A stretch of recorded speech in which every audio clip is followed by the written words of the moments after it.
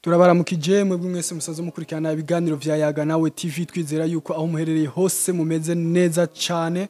Rero kuri uno munsi wa mbere igenekerezo ya 25 kwezi k'umunani no mwaka turugarutse hano kugira ngo dushobore kuyaga namwe amakuru agiye atandukanye ariko aravugwa muri kano kanya ndetse namwe mu makuru y'inkino twashoboye kuba turangiza muri no weekend duje kuba dusozera aho rero amakuru yacu y'inkino tuza kuyahera ngaha mu gihugu cyacu Burundi aho bona ko inkino z'icicaro cyambere kundwigira kabiri zako ziraba mu ntara zigiye zitandukanye ndetse n'ibibuga bigiye bitandukanye turaza guca turabe uko vyari vyifashe ndetse mu gihugu cyacu Burundi turaza guca ku rutonde rugiye kuba rusohogwa n'umumenyereza Patrick Sangwa mu bakinyi yatumye ko bagiye kuba yifashisha mu nkino zo kurondera itike yo gukina igikombe cy'isi kigiye kuba gikurikira turaza kuva ngaha ku mugaba nga mu gihugu cyacu Burundi ndetse twerekeze ku mugabane wa Afrika tuze kuraba inkino za cyane uko zari zifashe muri no weekend ndetse nizaronse uburenganze bwo gukina inkino igice cya kabiri gishira icyanyuma aho tuza kuyasozera mu nkino za basketball tuze kuraba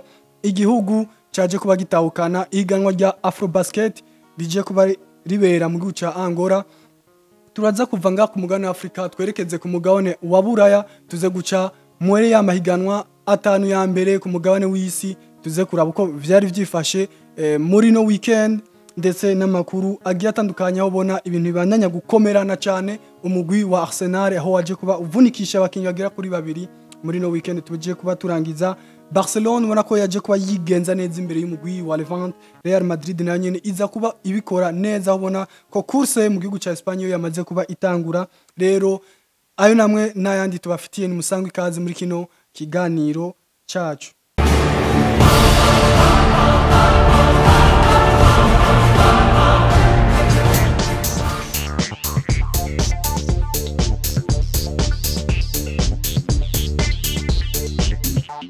Yaga nawe TV.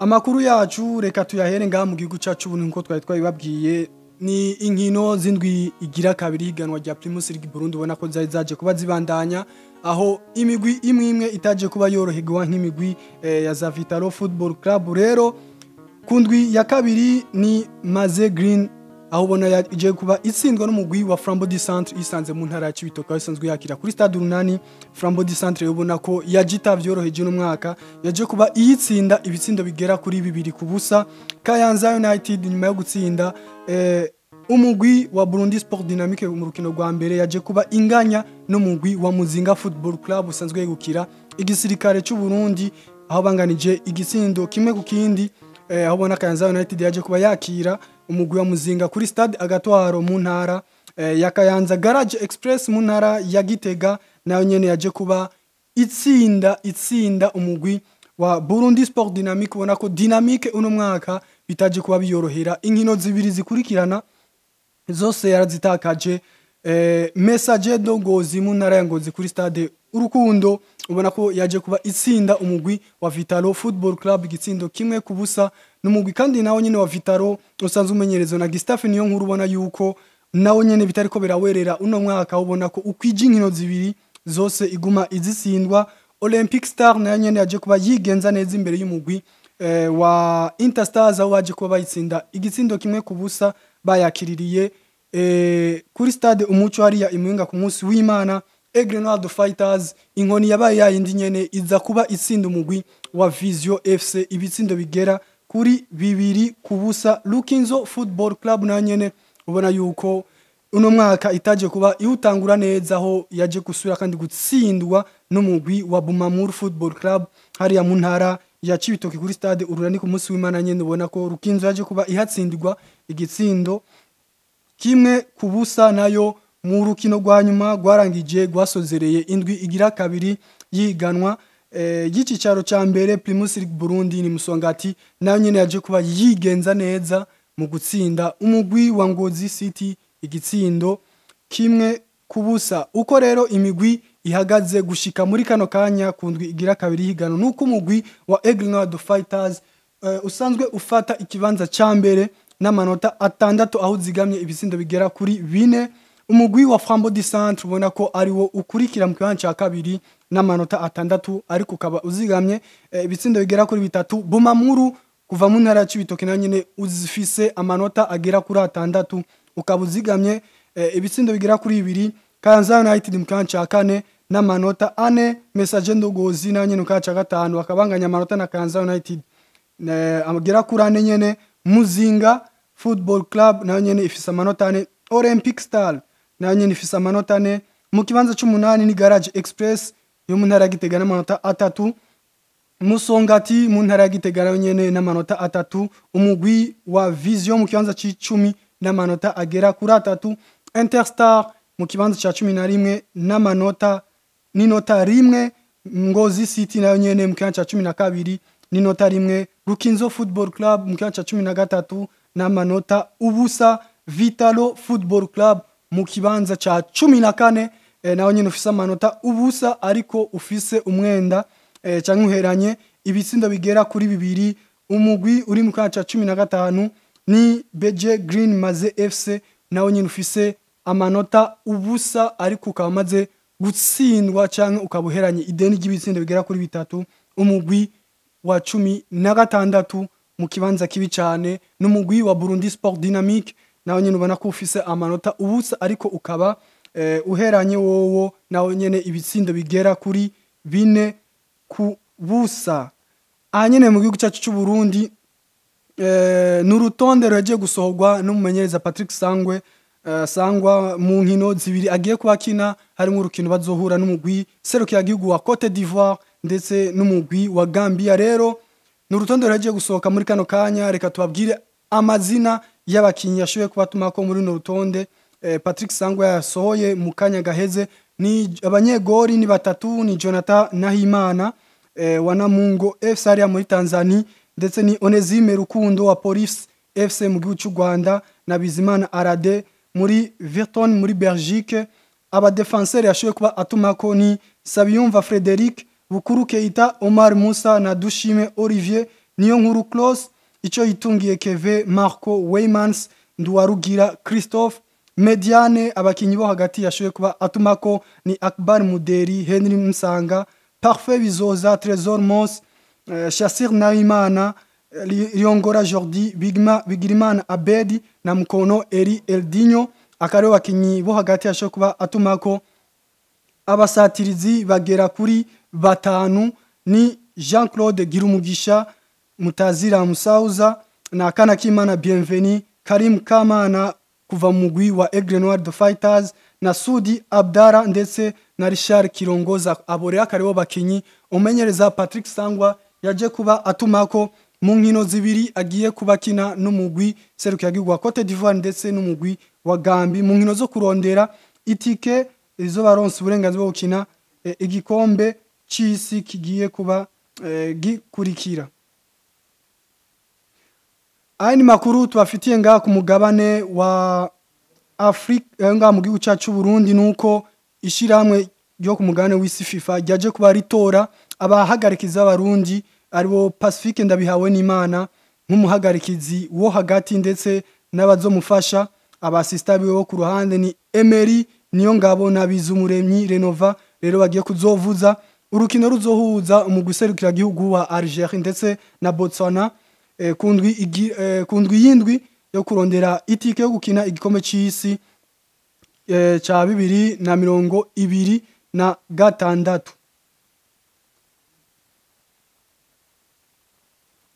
Amakuru yacu reka tuyabandanirize ku mugabane wa Afrika aho ubona inkino za shane zaje kuba zibandanya muri no weekend tuje kuba turangiza ubona ko ibintu bitari byoroshe, ibintu byari bikomere cyane. Imigwi yo ngaha mu karere k'ubuseruko abona yuko ibintu bitari byoroshe na cyane cyane ku migwi ya za Tanzania abona ko ibintu bitari byoroshe na gatonya cyane. Nuko umugwi wa Sudan waje kuba utsinda umugwi wa Algeria nyuma yo kungana bakikora kuri za penalty. Umugwi wa Sudan uza kuba ukuramwo umugwi wa Algeria, nayo Uganda ukaba utaje koroherwa uja gutsindwa n'umugwi serukira gihugu wa Senegal Tanzania iza kuba ikugwamwo n'umugwi serukiragihugu wa Maroc bawutsinze igitsindo kimwe ku busa. Nayo Kenya iza kuba itsindwa na Madagascar nyuma yo kunganya igitsindo kimwe ku kindi, baza kuba bikora kuri za penalty, maze Kenya nayo iza kuba ivamwo aho kabari muri kimwe cya kane gishira icyanyuma. Inkino rero z'igice cya kabiri gishira icyanyuma zitezwe ku munsi weje, aho igihe cy'isaha 10:30 ku munsi weje wa kabiri igenekezo ya 2026 umugwi serukiragihugu wa Madagascar aho uzotana mu mitwe n'umugwi serukiragihugu wa Sudan. Nayo kuwo munsi nyene wejo igihe cy'isaha 1:30 z'ijoro umugwi serukiragihugu wa Maroc aho uzotana mu mitwe n'umugwi serukiragihugu wa Senegal muri zino nkino za CHAN z'uno mwaka wa 2024. Rero ni kimwe cya kabiri kigiye kuba kibandanya ku munsi wejo mu kurindira kumenya izi zoshobora gutana mu mitwe mu rukino rwa nyuma muri no higanwa rya CHAN. Ahanyenere ku mugabane wa Afrika, ni inkino za Afrobasket, ubona ko iri higanwa ryaje kuba gitwarirwa n'umugwi serukiragihugu wa Angola waje kuba utahukana iri higanwa rya Afrobasket utsinze umugwi serukiragihugu wa Zambia, aho ubona ko ibintu rero bitari vyoroshe na gatona, ariko rero biza kurangira uno mugwi wa Angola ubona ko umaze kuba utahukana n'ibikombe burya bitari Kenya. Rero uza kuba utsinda uno mugwi wa Zambia utawubabarira, gutyo utwara iri higanwa rya Afrobasket ry'uno mwaka. Reka tugaruke kandi twerekeza ku mugabane wa Buraya tuze kuraba amakuru ariko arahavugirwa na cyane cyane muri ya mahiganwa atanu akomeye ku mugabane wa Buraya, ndetse n'amakuru y'inkino ariko aravugwa na cyane cyane isoko ry'igura n'igurisha murazi yuko ritarugara.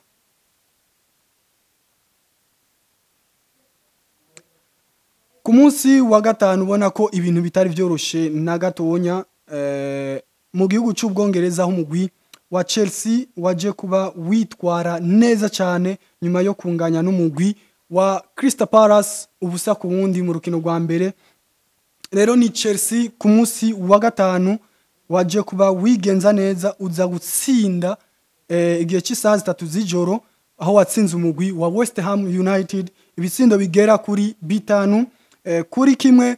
Ku munsi wa gatandatu Pep Guardiola n'abasore biwe aho ubona ko batorohewe ku kibuga basanzwe bakira ko cha Etihad Stadium, aho baje kubatsindirwa nuno mugwi wa Tottenham Hotspur sanzwe umenyereza na Thomas Frank, aho rero ibintu bitari vyoroheye Pep Guardiola, aho ubona ko waje kuba uhatsindirwa ibitsindo bigera kuri 2 ku busa. Rero n'umuno mugwi wa Tottenham ni igitsindo ca mbere cinjizwe nuno musore Johnson kw'ipasi nziza harahawe na Richarlison ku munota 35, nayo Patrick Trafford ikosa yakoze atanga umupira nabi, maze Joao Parinya atsinda igitsindo kigira kabiri, gutyo Tottenham itsinda ibitsindo 2 ku busa umugwi wa Manchester City. Kuwa musinyine wa gatandatu gihe cy'isaha 10 Sunderland yaje kuba itsindwa n'umugwi wa Burnley, Brentford itsinda Aston Villa, Bournemouth itsinda umugwi wa Wolverhampton Wanderers, Arsenal yaje kuba itsinda Leeds United ibitsindo bigera kuri 5 ku busa, harimo no kwigenza neza kuno musatirizi nimero 9 baje kuba bazana bamukuye mu mugwi wa Sporting Club de Portugal ariwe Victor Gyökeres, aho yashoboye kuba atsinda ibitsindo bigera kuri 2 nyuma yuko yariko aranegurwa na bamwe n'abandi guhera ku rukino rwa mbere rwiganwa atashoboye no gutsinda. Rero yaje kuba bikora neza. Ni ibitsindo rero by'umugwi wa Arsenal byaje kuba byinjizwa na Julian Timber, aho yaje kubatsinda ibitsindo bigera kuri 2. Bukayo Saka aza gutsinda, ndetse na Victor Gyökeres nawe nyine aho yaje kuba atsinda ibitsindo bigera kuri 2.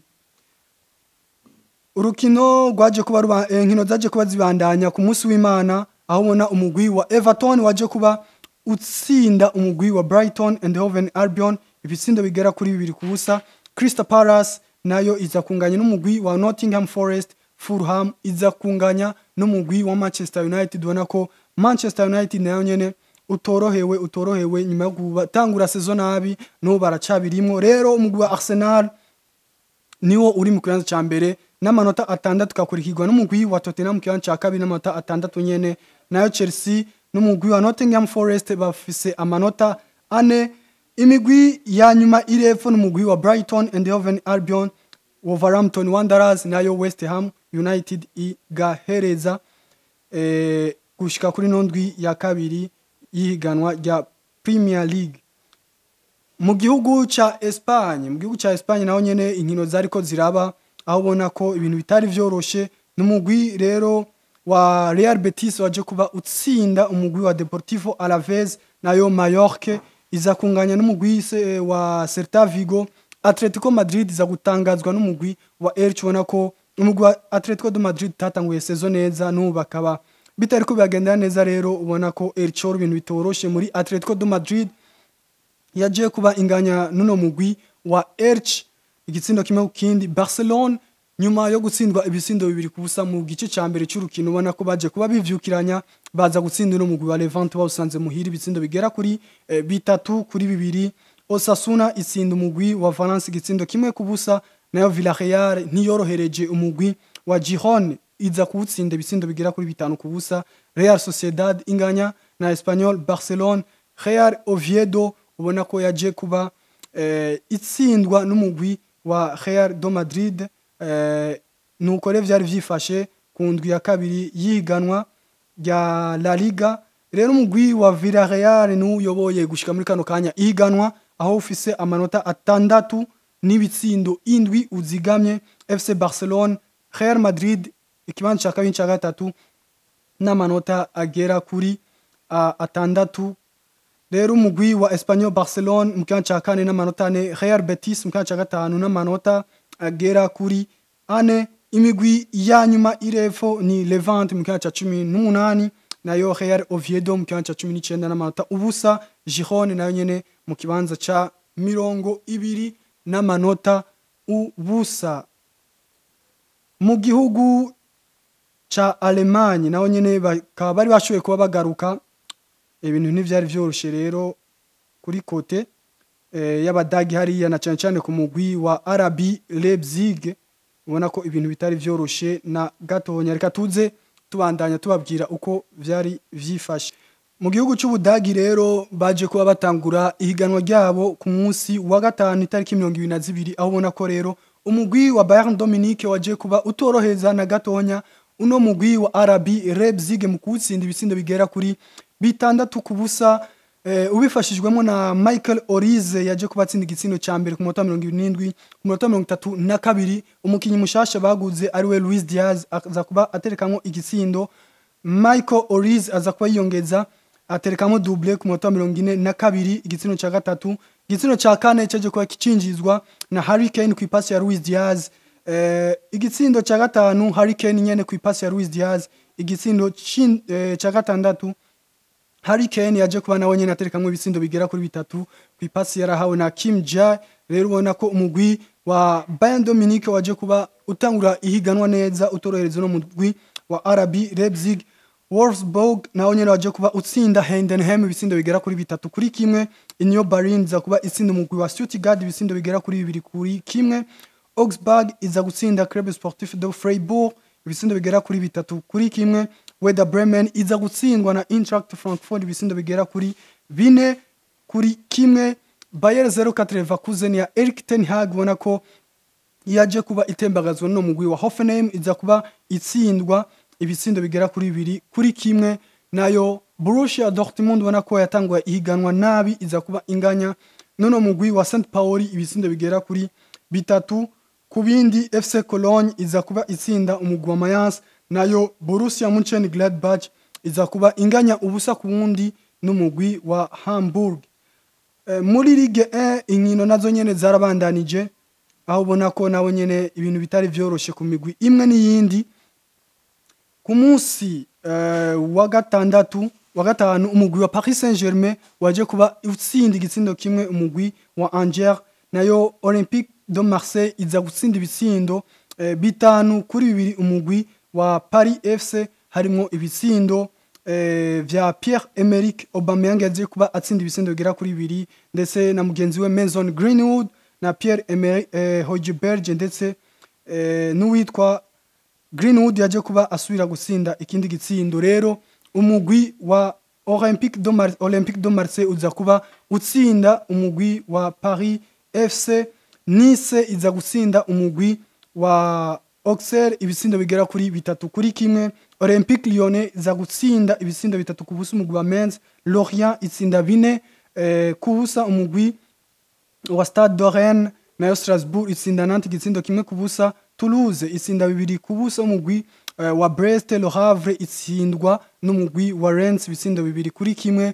Olivier Giroud aza gufasha umugwi wa Lille mu rukino rwarangije indwi ya kabiri higenwa rya Ligue 1 batsinda Monaco babicishije kuri no mutamo y'imyaka 38 ariwe Olivier Giroud mu minota y'inyongera. Muri Serie A mu gihugu cy'Ubutaliyane naho nyene bari bagarutse aho ubona ko ibintu nabo nyene bitari vyoroshe na gatonya. Ni ku munsi wa gatandatu mugwi wa Naples babifashijwemo na Kevin De Bruyne umukinnyi mushasha baje kuba bagura mu mugwi wa Manchester City ndetse na Scott McTominay baje kubafasha no mugwi wa Naples gutsinda uno mugwi wa Sassuolo ibisindo bigera kuri 2-0. Genoa utsinda Lecce. AS Roma itsinda Bologna igisindo 1-0. AC Milan gutangazwa no mugwi wa Cremonese iwutsinda ibisindo 2-1. AC Milan yakubitiwe muhira ibisindo 2-1 n'umuno mugwi wa Cremonese. Como na nyene ya Cesc Fabregas iza gutsinda umugwi wa Lazio de Rome. Fiorentina inganya na Cagliari. Juventus itsinda ibisindo 2-0 umugwi wa Parma. Nayo Atalanta iza kunganya na Pisa mu ndwi ya mbere. Nuko vyari vyifashe mu mahiganwa atanu akomeye yo ku mugabane wa Buraya. Reka rero tuze twinjira mu makuru yaranze ino ndwi turangije ndetse n'ariko aravugwa muri kano kanya. Ni umugwi wa Arsenal mu rukino rero wariko urakina n'umugwi wa Leeds United bariko barawutsinda igitsindo bigera kuri 5-0. Ni Arsenal rero ubona ko yaje kuba irigwa amahigwe mabi ndetse ibintu bitagiye kuba biyorohera nyuma yo gutakaza uno mukinyi Bukayo Saka yaje kuba agira ikibazo c'imvune ku munota wa 54 muri rukino. Rero byaje kuba bimenyekana ko Bukayo Saka agiye kumara indwi ziri hagati ya 3 na 4 atariko araboneka mu mugwi wa Arsenal. Ariko kandi muri urwo rukino siwe mukinyi wenyene aje kuba agira ikibazo c'imvune, ni na mugenzi we kapitene ariwe Martin Odegaard nawe nyene yaje kuba agira ikibazo c'imvune ku kuboko kw'ibubamfu. Rero ni ibintu bihe bitoroheye uno mugwi wa Arsenal nyuma yo kuvunikisha rebano basore babiri. Nukuri twaraba ingene Arsenal narijya yimirije zimwe mu nkino zikomena cyane mugwi wa Liverpool aho bagiye kuzokina ku munsi w'Imana uza.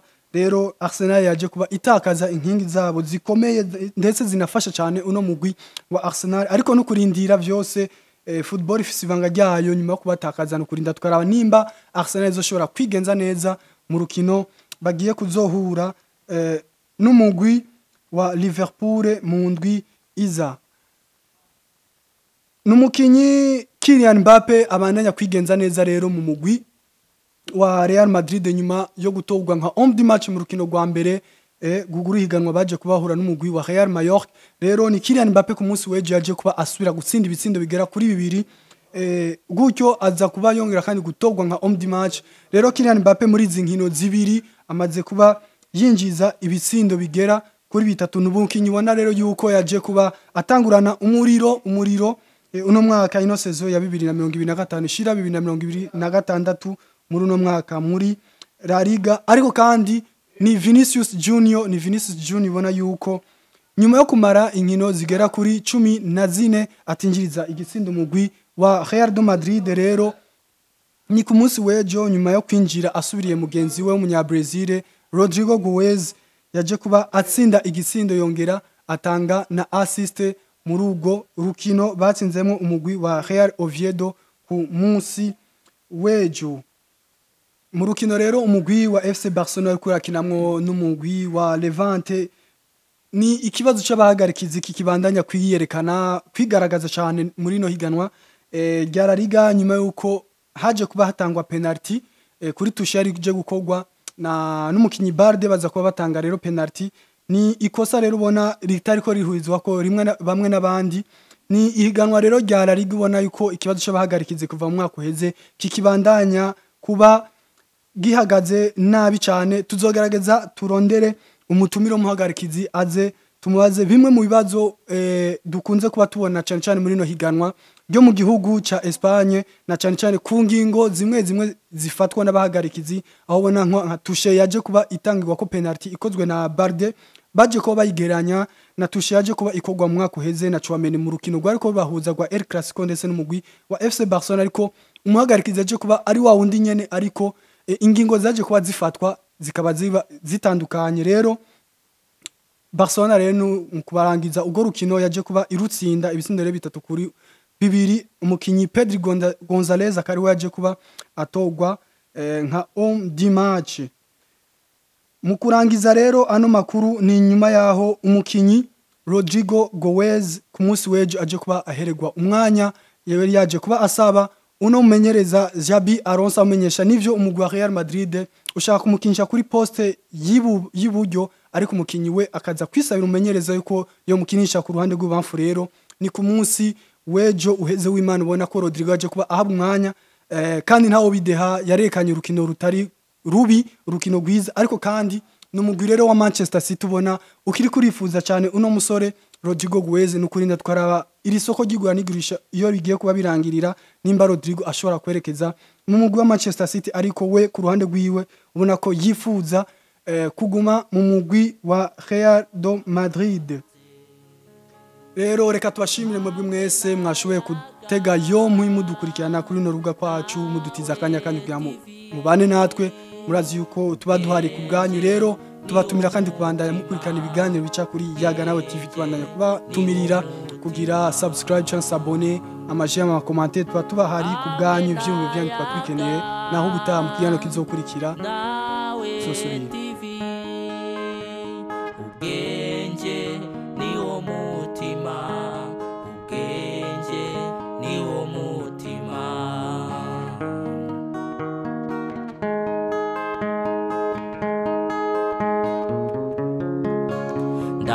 ndaririmba TV Yaga Nawe nk'inshuti yanjye yakaja munda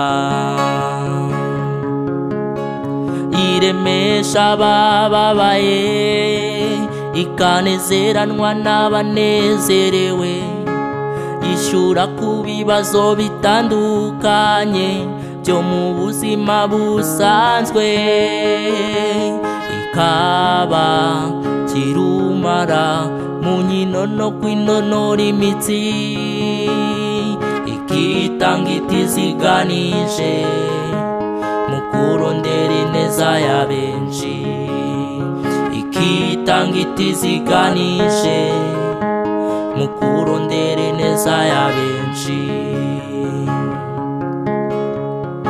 hamwe na Yaga Nawe TV ubwenge ni wo mutima